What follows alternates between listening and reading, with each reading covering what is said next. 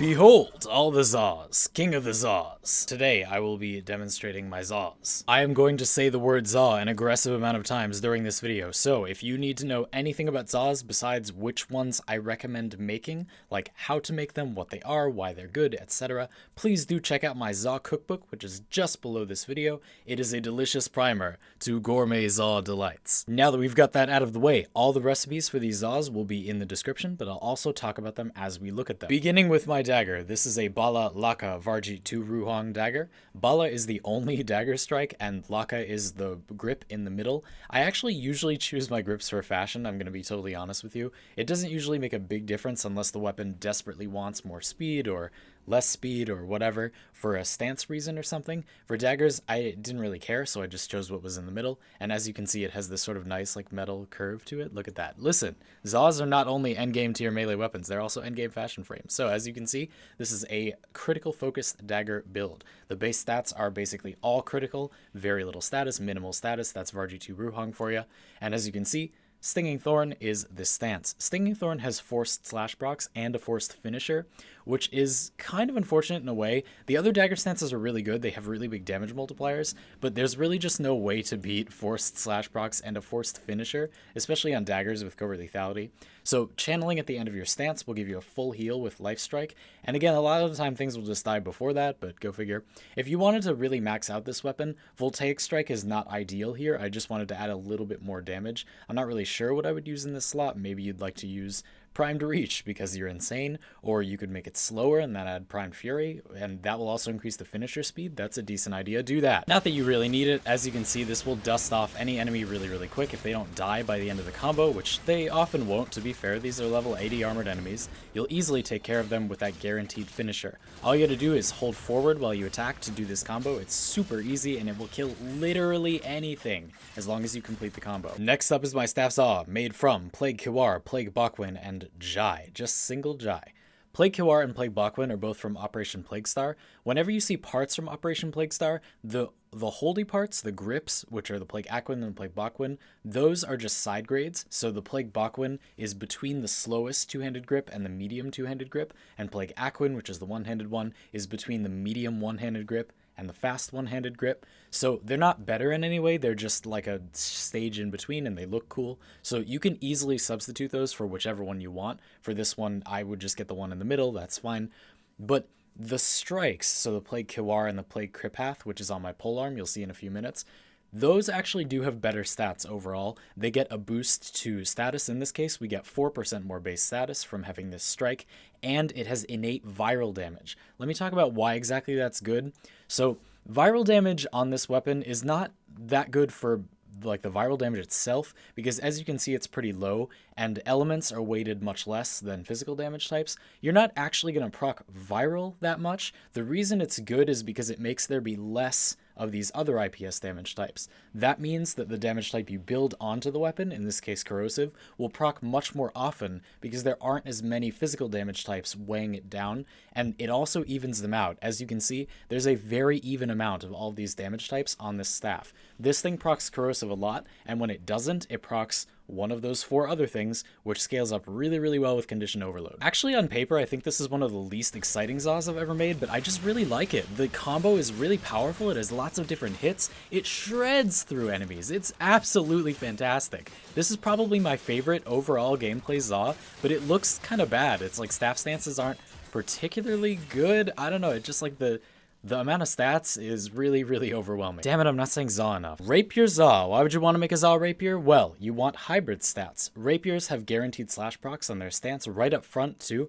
so you can scale those up with crits and then go crazy with condition overload with lots of different statuses. But the only two rapiers we have in the game only have one of those two stats. The Destreza only has crit and the Enduro only has status. So I made the Jabberwock and it has both. This Jabberwock Zaw is a glorious hybrid rapier with the stats that you might expect, and it's built from the Dehtat, the Peye, and the Ekwana Ruhang. Now the Peye is the fastest grip, the fastest of the one-handed grips, and I wanted that because I want to stack up those slash procs pretty fast. Ekwana Ruhang is there to balance out the critical chance and the status to what I think is the overall best amount. You'll see this on a few other of my Zaws, 14% crit and then 25% status. The reason I like it like this is, first of all, because it's easier to get critical than status on a build. So this is just one above the lowest amount of crit you can have. The lowest is 10%. This is just one above. But that's a 40% increase in your criticals. The next notch up is 18%, which is 4% more critical chance, but it isn't as large of an overall percentage in the amount of criticals you're going to get. That first bump up in critical chance is the biggest one overall, so that's the one I think is the strongest. This is enough to scale well with Blood Rush, and then 25% status is really respectable. This allows you to get very high and very consistent status procs, and it also allows you to still do really, really good crits, because Blood Rush provides so much critical chance by itself. So as you saw, this thing has both viral and a good amount of puncture, so you're very likely to get a puncture proc, a viral proc, and then a forced slash proc on your first few attacks with this weapon, which means that you'll already have 3 damage types to stale condition overload into oblivion. And as you can see, it can dust off these enemies really, really fast. There are a lot of combos I recommend here. They're all pretty good. The hold combo is one a lot of people don't do that's very powerful. As you can see, it also ends in a finisher. The classic fisherman Zaw, the Lanzo fishing spear. Now, as you can see, this Zaw, just like my Staff Zaw, has a really good mix of damage types. It's got 5 damage types. It has that Plague Strike. This is made from the Plague Kripath, the Seekalla, and the Ekwana 2 Jai. Now, the Ekwana 2 Jai is going to balance your criticals out the way I talked about before. So you've got that 14%, 32% status. So this actually has a bit of innate critical chance. So I decided to leave it at the minimum critical chance because it's got 4% innate from Plague Kripath. That's awesome, and personally that's enough for me, so I decided to grab the extra status. As a result of that extra status, and still having adequate critical stats, I don't need any dual stat mods to get myself to 100% status chance once I'm at a 2.5x combo multiplier. That means that I can focus my statuses very heavily, add a lot of damage with Prime Fever Strike, and just overall get a gross Blood Rush condition overload build that does fantastic damage bonuses and still has a really even spread of stats. As you can see, we have the most puncture, which is great, because Twirling Spire has guaranteed slash and impact procs. Twirling Spire is just really fun and versatile in general. If you don't go forward or backward when you attack, you'll get this slam on demand, which is really great for crowd control, really fast slams. Might get some tentacles with Hydroid's passive in here. If you go backward, you get this really nice focused combo that has really good cleave and can sometimes hit headshots. Forward will give you these guaranteed slash procs and then a slam at the end, which is nice because it keeps the enemy crowd controlled while they bleed out from those forced slash procs. And then if you need cleave, you can do the hold combo, which does these 2 spins around you. This will hit enemies behind you and is just generally a great way to cleave through a heavy enemy in front of you. It's just a really versatile weapon that's a lot of fun to use. Finally, we have my Zaw Umami, a glorious machete Zaw built from the Cyath, the Plague Akwin, and the Ekwana Jai. Again, we have a Plague Grip, but that's just fine. This one is between the medium and the fast one, so just pick whichever one you like the look of more. They all look a bit weird with the Cyath, but that's just fine. This is a very heavy slash strike, so that's fantastic for going for viral and some crits, and of course still status. As you'll see on this weapon again, we have Ekwana Jai, which is scaling us to that 14%, 25% I talked about before, which I think is a very good min-maxing point. And Cyclone Kraken also has a lot of forced procs. It has some good headshot attacks, it has some good slash procs, it has some impact procs, but this is a really, really focused Zaw actually. Rather than getting a medley of procs, we mostly just want lots of slash and then a viral proc. As you can see, we don't have a ton of viral, so if you don't have condition overload and you're not going to use the pure critical Dagger Zaw that I made that doesn't use it,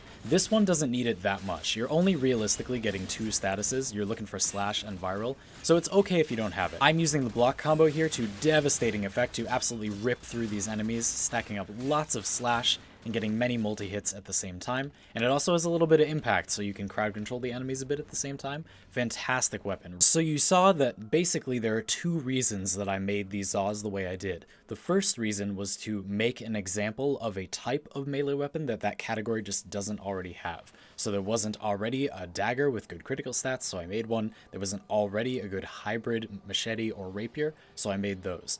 And then the other one was these 2 that have good plague parts that have better stats. These were just efforts to make very well-rounded weapons that end up being really powerful because they are a perfect storm of min-maxing. So those are really the 2 reasons I would recommend making a Zaw, either to fill out a type of weapon you would want to use but that doesn't exist without you making it, or by min-maxing the parts in such a way that you get a perfect balance of stats. Now you may have noticed that I do not have a single sword Zaw or a scythe Zaw. I don't have a single sword because I think that the croaker is better. There are very few weapons whose raw stats measure up to Zaws, but I think the Croaker does. I think it is a little bit too much crit, a little bit too little status, but the balance is still pretty good, and the overall stat total of this weapon is very impressive. It's got good base damage, very high critical chance, a lower crit multiplier, but it's not the end of the world, and then the status is still fairly good.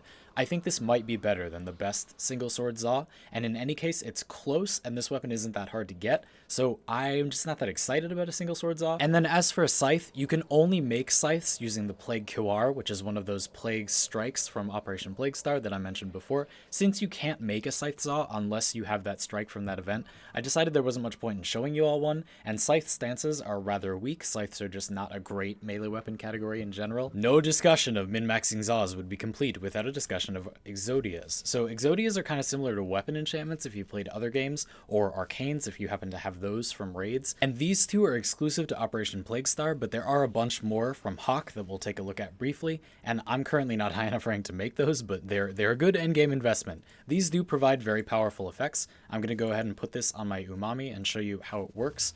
So this one says that when we do a bullet jump or a double jump, we get a projectile. When we melee attack, we get a projectile when we melee attack. So we'll bullet jump into the air and then air attack, and you see we get a projectile that will explode in a fairly large radius. And you can actually do it twice by bullet jumping and then double jumping, which lets you fire a good amount of area of effect damage and turns your melee weapon into a sizable ranged weapon, which is quite powerful. Again, besides the Exodias that are exclusive to Operation Plague Star, you can check out Hawk's inventory to see his other Exodias on offer. Now these require Kin, which is the max Ostron rank, but getting a full set of Exodias is also really expensive, and I want to emphasize that you don't need to do that for Zaws to be worth it. They're already usually the best melee weapons in their category, if not at least competitive with the better options that are formal weapons, and Exodias are just a little bonus that make them even more the best weapon in their category. Anyway, long story short, well-rounded weapons will be able to take advantage of most Exodias, so I don't really feel there's a need to specifically build a weapon for a specific Exodia, but there may be some interesting build options there. Thank you all for watching my rundown on my personal choices for the best and most delicious Zaws. Again, if you have just watched this video because you enjoy watching my videos and you don't really know what Zaws are, you just wanted to watch the video, that's cool, but you should totally watch my Zaw Cookbook so you know how to make these. I hope that's very helpful to you, and if you have any further questions, please do ask me in the comments. Let me know your other min-max Zaws, why you think they're really good, parts that you think are particularly strong because they hit a sweet spot of optimization or whatever. And I just want to thank you all very much for watching. Subscribe if you had a good time, find me elsewhere on the internet in the description, and I'll see you all next time.